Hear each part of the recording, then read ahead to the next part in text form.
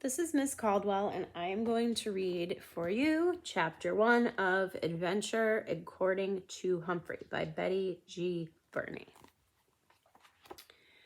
Chapter 1. We set sail for the library. Guess what I did this weekend? Heidi Hopper blurted out one sunny Monday morning. As usual, my friends in room 26 of Longfellow School had come back to class with wonderful stories about what they'd done over the weekend. "Raise your hand, Heidi, please," said Mrs. Brisbane. Heidi had been better about speaking out of turn lately, but she still slipped up once in a while. After all, she's only human. When Heidi raised her hand, Mrs. Brisbane asked, "Okay, what did you do this weekend?" "We went on a hike to a cave and waded through an underground stream," Heidi proudly explained. "I was so amazed I almost fell off my wheel.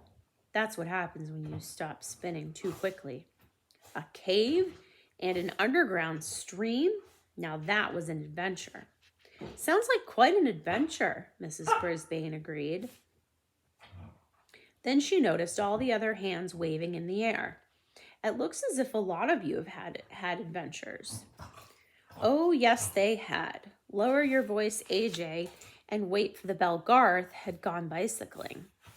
Miranda Golden, whom I think of as Golden Miranda because she's an almost perfect human, visited the zoo, where many large and scary animals live. Sit still, Seth had gone horseback riding. "I had Humphrey at my house," I heard that Kirk Chen proudly announced. "We had an amazing time. Right, Richie?" "What?" asked Repeat It Please Richie Rinaldi.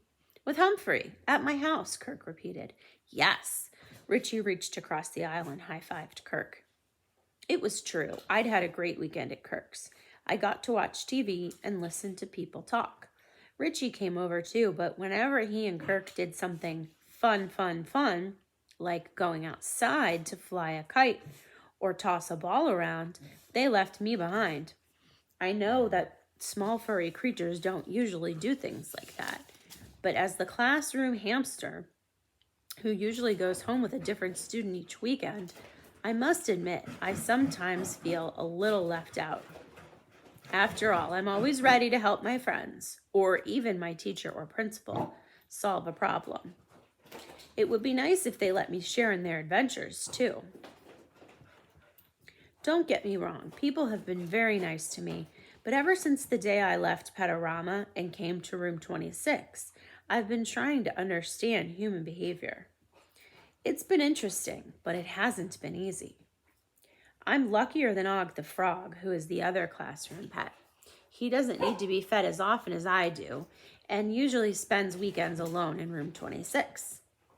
He doesn't seem to mind, but then it's not easy to understand frog behavior either. While I was thinking about my friends' adventures, I lost track of what was happening in class for a moment. Mrs. Brisbane was giving us our new vocabulary words for the week, and oh, what words they were. Beautiful words like nautical, treasure, and squall, which Mrs. Brisbane said was a violent gust of wind. They were the best vocabulary words I'd heard since I started school back in September, and I quickly jotted them down in the tiny notebook I keep hidden behind the mirror in my cage. Mrs. Mack, the substitute teacher who first brought me to room 26, gave me the notebook before she moved to far-off Brazil. No one else knew I had it. No one knew that I had learned to read and write either. My fellow classmates seemed to enjoy the vocabulary words too. Kirk, the class clown, shouted out, "Squall! Squall!" Then he took a deep breath, puffed out his cheeks, and loudly blew out all the air like a big gust of wind. Stop giggling, Gail Morgenstern giggled, but just about everything made her laugh. The words reminded me of a pirate movie we watched at Kirk's house. Some of the pirates were scary, but it was exciting to see the big ships with their sails flying in the wind. How I'd love to feel the sea breeze ruffling through my fur, and to hear the pirates saying things like "Avast, matey," and land ho. I'm not sure what those things mean, but they sound thrilling. To top it all off, the pirates were fighting with other pirates over buried treasure. I sometimes hide food to save for the future, but the pirates hid gold and silver and shiny jewels. Buried treasure sounds like the most wonderful thing on earth. I do manage to have adventures of my own, especially when I escape from my cage. I can easily do that because it has a lock that doesn't lock. It looks firmly closed, but I can jiggle it open, get out of my cage to help my friends, and return without anyone knowing it. Most of my exploits have been in houses, apartments, or in room 26, but now that I've been around humans for a while, I longed for bigger adventures. Lower your voice, AJ must have read my mind. How does he do that? Mrs. Brisbane, can we put Humphrey in his hamster ball? He yelled out. AJ, did I call on you? Mrs. Brisbane asked. Sorry, said AJ, lowering his voice, but may we please? Our teacher glanced over at my cage. I guess he would like a break from his cage, she said. Maybe she could read my mind too. Although I hadn't had my hamster ball for long, I loved rolling up and down the aisles of room 26. You can learn a lot from studying the floor of a classroom. You can find out who is messy, Richie, Mandy, or who is twitchy, Seth, Art. You can even find out who is growing the fastest by seeing whose genes are a little short, Garth, Saya. That day I rolled up and down the aisles of room 26 at a relaxing pace. The good thing is I can go where I want to unless Mrs. Brisbane stops me. The bad thing is it's a little hard to hear inside the ball, especially when I'm daydreaming about adventures. Especially adventures on a boat, in the water, on the ocean, Mrs. Brisbane said, and I heard her quite clearly. In the library, she added. Maybe I didn't hear her very clearly after all. I knew that oceans were very, very, very large bodies of water, and I knew that the library was a place where my friends went to get books. In truth, I'd never seen an ocean or a library, even though there was one right down the hall. A library, that is. There was no ocean at Longfellow School, at least as far as I knew. As I rolled up the aisle to hear better, I saw Mrs. Brisbane look at her watch. There's a big clock on the wall, but Mrs. Brisbane still checked her watch a lot. It's time to go right now, she announced. I wasn't sure whether she was going to the ocean or the library, or maybe both places, but I was sure that I wanted to go. Mr. Fish will be waiting, she added. Mr. Fish? She must have been talking about the ocean. I speeded up my hamster ball, spinning my way right up to Mrs. Brisbane's feet. Me too, I squeaked. Mrs. Brisbane looked down at me. Because my hamster ball is yellow, she looked all yellow too. Everyone did. Not you, Humphrey, she told me. You'll have to go back to your cage. There was a loud groan from my classmates. I think every single one of them groaned. We can't take Humphrey to the library, Mrs. Brisbane insisted. What would he do? Miranda, dear golden Miranda, raised her hand and the teacher called on her. He wouldn't hurt anything, she said. He could stay in his hamster ball. Wait for the bell, Garth Tugwell spoke up too. He's never been to the library before. Very well, said Mrs. Brisbane. Just keep an eye on him. And that was it. As Garth picked up my hamster ball, I realized that Og would be left behind. Since he spends a lot of time in the water, he'd probably enjoy meeting someone called Mr. Fish, too. Sorry you can't come, Og, I squeaked. I wasn't sure if he could hear me through the hamster ball. Also, Og doesn't have any ears that I can see, although he seems to hear just fine. My friends lined up and marched down the hall toward the library. You have to be quiet in the library, Humphrey Dumpty, AJ bellowed, and you can't check out books without a card. I was too busy trying to stay upright to figure out what kind of card I needed. I know Garth tried to hold the ball steady, but it was a bumpy trip. Even if I felt a little queasy and uneasy, it was well worth the trouble because the library was a huge, huge, huge room lined with colorful, shelves. I love books, especially the ones that Mrs. Brisbane reads to us. Although she can be serious as a teacher, when she reads, she becomes a new person with all kinds of different voices that make my whiskers wiggle and my fur stand on end. "Sorry we're late, Mr. Fish," she said. At least I think that's what she said. "We brought along another member of our class," she added, "Humphrey." Suddenly, I saw a large pair of round eyes surrounded by a large pair of round glasses peering down at me. "So this is the famous Humphrey," Mr. Fish explained. "Welcome to the library."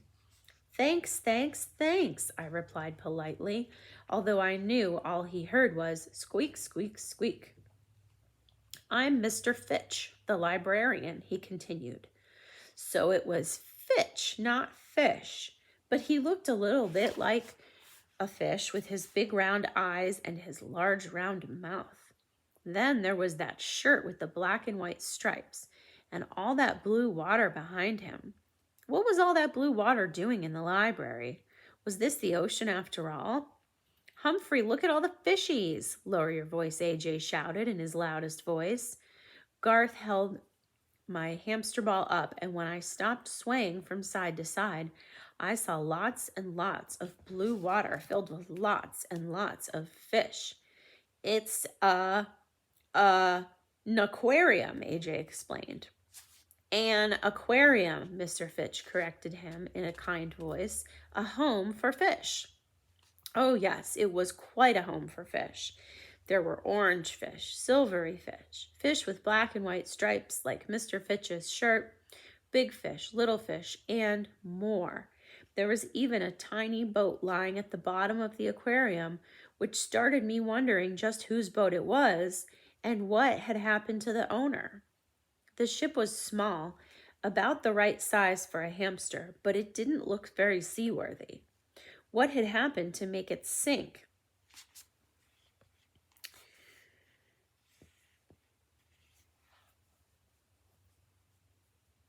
Was it an accident, bad weather, not too likely in the library, or pirates? "What do you think, Humphrey?" Mr. Fitch asked. "Eek," I squeaked. It just slipped out. Actually, I was thinking that I'd like to be out of the hamster ball so I could see better, but I was lucky to be in the library at all, so it wouldn't be polite to complain. "Hey, Humphrey," Kirk leaned down close to the ball. "Why did the fish go to the library?" I knew it was one of Kirk's jokes, but I didn't have an answer, so I just squeaked politely.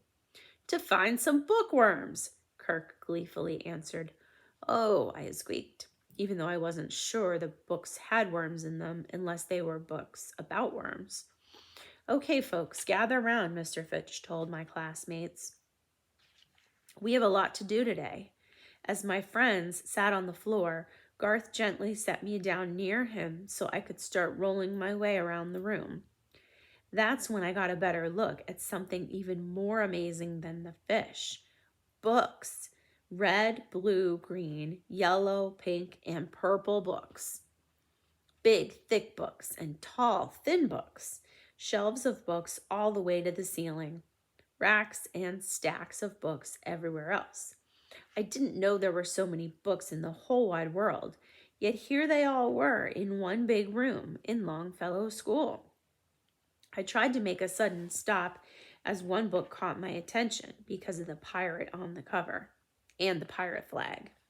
It was hard to make out the title from behind the yellow plastic. Jolly Roger's Guide. "Attention, please," Mrs. Brisbane said in her most attention-getting teacher voice. I rolled a little closer so I could hear what she was saying. "A test," she said. Oh my, we were going to take a test, and I didn't have my little notebook and pencil with me. No one had even mentioned a test before we came to the library. I still couldn't hear very well, but I did hear Mr. Fitch say, "What floats?" This didn't sound like a spelling test or a math quiz. I rolled to the front of the group, staring up at the aquarium for a closer look. "Yes, Mandy," Mr. Fitch said. I couldn't see her, but she must have raised her hand. Mr. Fitch, I think we should take Humphrey out of his hamster ball so he can have some fresh air. My, what a nice girl Mandy was. I used to think her name was Don't Complain Mandy Payne, but she hardly ever complained anymore. That's a good idea, Mrs. Brisbane said. I was thinking about what my hamster would like, Mandy replied with pride in her voice. She did have a very fine hamster, thanks to me. And if I was let out of my ball, I could roam freely and get a closer look at all those beautiful books. Here, Mr. Fitch said as Kirk opened the ball, put him in this. This turned out to be a little square on his desk surrounded by books. Because the desk was lower than the aquarium, I had a good view of what Mr. Fitch was doing. Class, Mr. Fitch is going to let us use his tank to do some tests to figure out what floats and what doesn't, and why, Mrs. Brisbane explained. I stood up on my hind legs to get a better look.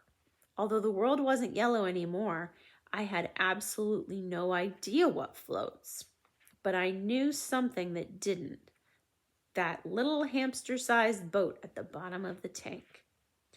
If ye be seeking adventure, mateys, the only place to look be the high seas. From Jolly Roger's Guide to Life by I.C. Waters.